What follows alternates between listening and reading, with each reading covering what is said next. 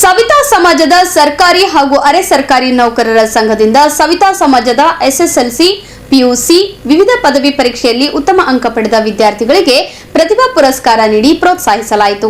ಬಳಿಕ ಸಮಾರಂಭವನ್ನು ಉದ್ದೇಶಿಸಿ ಮಾತನಾಡಿದ ಸವಿತಾ ಸಮಾಜದ ಮಾಜಿ ಅಧ್ಯಕ್ಷ ಡಾಕ್ಟರ್ ನಾಗಪ್ಪ ಗೋಗಿ ಅವರು, ಸವಿತಾ ಸಮಾಜವು ಮುಖ್ಯವಾಹಿನಿಗೆ ಬರಬೇಕಿದೆ. ಸರ್ಕಾರ ಅತ್ಯಂತ ಹಿಂದುಳಿದ ಸಮುದಾಯವಾದ ಸವಿತಾ ಸಮಾಜವನ್ನು ಮುಖ್ಯವಾಹಿನಿಗೆ ತರುವ ಮನಸ್ಸು ಮಾಡಬೇಕು ಎಂದು ಒತ್ತಾಯಿಸಿದರು.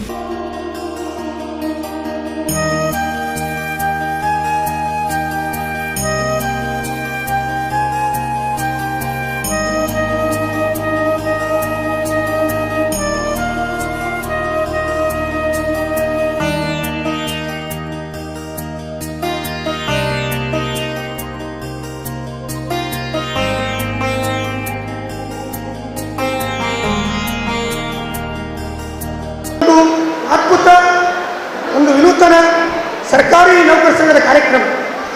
ಮೊದಲಿಗೆ ನಾವು 2015-16 ಸಾಲಿನಲ್ಲಿ ಕೇವಲ 8 ಜನಗಳು ಕೂಡಿ ಇದೇ ಗೋವಾಟ್ಲಲ್ಲಿರ್ತಕ್ಕಂಥ ರಾಮನಗರದಲ್ಲಿ ರಾಮ ಮಂದಿರದಲ್ಲಿ ಕೂತ್ಕೊಂಡು ಕೇವಲ 8 ಜನ ದಿವಂಗತ ದತ್ತಾತ್ರೇಯ ಚೌಧರಿ ಸರ್, ಅಡಿಯಪ್ಪ ದಾಬರ್ಗಿತ ಸರ್, ಎಲ್ಲ ಹಿರಿಯರು ಸೇರಿ, ನಮ್ಮ ಗಂಗಾಧರ್ ಸರ್, ನಾಲ್ವಾರ್ ಸರ್, ನಮ್ಮ ಅನಿಲ್ ಕುಮಾರ್ ದಾಬರ್ಗಿತ ಸರ್, ಕೇವಲ 8 ಜನ, ಗಣೇಶ್ ಚಿನ್ನಾಕರ್ ಸರ್, 8 ಜನ ಕೂಡಿ ಒಂದು ರಾಮ ಮಂದಿರದಲ್ಲಿ ಆಲೋಚನೆ ಮಾಡಿ ಇವತ್ತು ಗುಲ್ಬರ್ಗದಲ್ಲಿ 2015-16ರಲ್ಲಿ ಈ ಒಂದು ಜಿಲ್ಲಾ ನೌಕರ ಸಂಘವನ್ನು ಸ್ಥಾಪನೆ ಮಾಡಿದ್ದೀವಿ.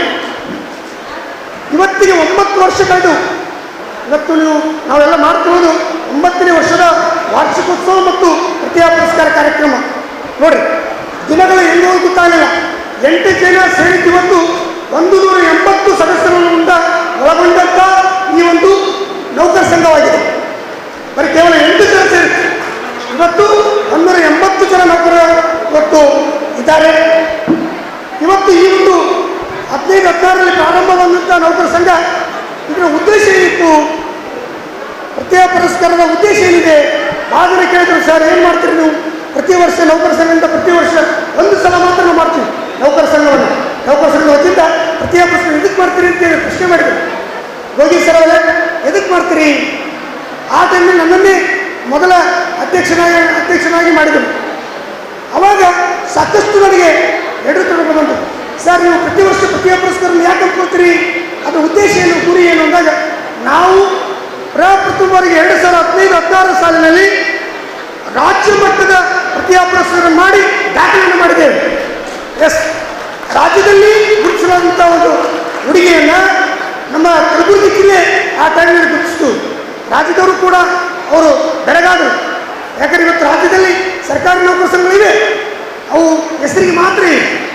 ಇವತ್ತು ನಮ್ಮ ನೌಕರ ಸಂಘ ನೋಡಿದಾಗ ಇಡೀ ರಾಜ್ಯಕ್ಕೆ ಮಾದರಿಯಾದಂಥ ನೌಕರ ಸಂಘ, ತಪ್ಪೇನಿಲ್ಲ. ಯಾಕಂದರೆ ಇಷ್ಟು ಜನ ಎಲ್ಲಿ ಸೇರೋದಿಲ್ಲ. ಬೆಂಗಳೂರಂಥ ನಗರದಲ್ಲಿ ನೌಕರ ಸಂಘ ಕಾರ್ಯಕ್ರಮ ಆದ್ರೆ ಕೇವಲ 20-30 ಜನ ಇರ್ತಾರೆ. ನಮ್ಮ ಕಾರ್ಯಕ್ರಮಕ್ಕೆ ಇಡೀ ನೌಕರರು, ಸಮಾಜದವರು, ಕುಟುಂಬ ಸಹಿತ ಎಲ್ಲ ಅಕ್ಕ ತಂಗಿಯರು, ಅಣ್ಣ ತಮ್ಮಂತರು ಬರ್ತಾರೆ. ಇದೊಂದು ನಮ್ಮ ಒಂದು ಪದ್ಧತಿಯನ್ನು ಹಾಕ್ಕೊಂಡು ಬಂದೀವಿ. ಯಾವಾಗಲೂ ನಿರಂತರವಾಗಿ ಇದನ್ನು ಮಾಡ್ಕೊಂಡು ಬಂದೀವಿ. ಇದಲ್ಲದೆ ಸಾಕಷ್ಟು ಇಲ್ಲಿವರೆಗೆ 800 ವಿದ್ಯಾರ್ಥಿಗಳಿಗೆ ನಾವು ಪ್ರತಿಭಾ ಪುರಸ್ಕಾರ ಮಾಡಿದ್ದೀವಿ. ಅವರೆಲ್ಲ ಸವಿತಾ ಸಮಾಜದ ಬಡ ವಿದ್ಯಾರ್ಥಿಗಳು. ಬರೀ ನೌಕರ ಸಂಘ ಮಾಡಿದ್ರೆ ನೌಕರ ಸಂಘ ಮಕ್ಕಳಿಗೆ ಅಷ್ಟೇ ಅಲ್ಲ, ಸವಿತಾ ಸಮಾಜದ ಬಡ ವಿದ್ಯಾರ್ಥಿಗಳಿಗೆ ಇವತ್ತು ಪ್ರತಿಭಾ ಪುರಸ್ಕಾರ ಮಾಡಿ ಇವತ್ತು ಯಶಸ್ವಿಗೆ ಇವತ್ತು ವಿದ್ಯಾರ್ಥಿಗಳೇ ಕಾರಣೀಕರ್ತರಾಗಿದ್ದಾರೆ. ಸಮಾರಂಭದಲ್ಲಿ ಎಸ್ಎಸ್ಎಲ್ಸಿ, ಪಿಯುಸಿ, ಸ್ನಾತಕೋತ್ತರ ಸೇರಿದಂತೆ ವಿವಿಧ ಪದವಿಯಲ್ಲಿ ಹಾಗೂ ಸ್ಪರ್ಧಾತ್ಮಕ ಪರೀಕ್ಷೆಗಳಲ್ಲಿ ಹೆಚ್ಚಿನ ಅಂಕ ಪಡೆದ ಪ್ರತಿಭಾನ್ವಿತ ವಿದ್ಯಾರ್ಥಿಗಳಿಗೆ ಪ್ರತಿಭಾ ಪುರಸ್ಕಾರ ನೀಡಿ ಪ್ರೋತ್ಸಾಹಿಸಲಾಯಿತು.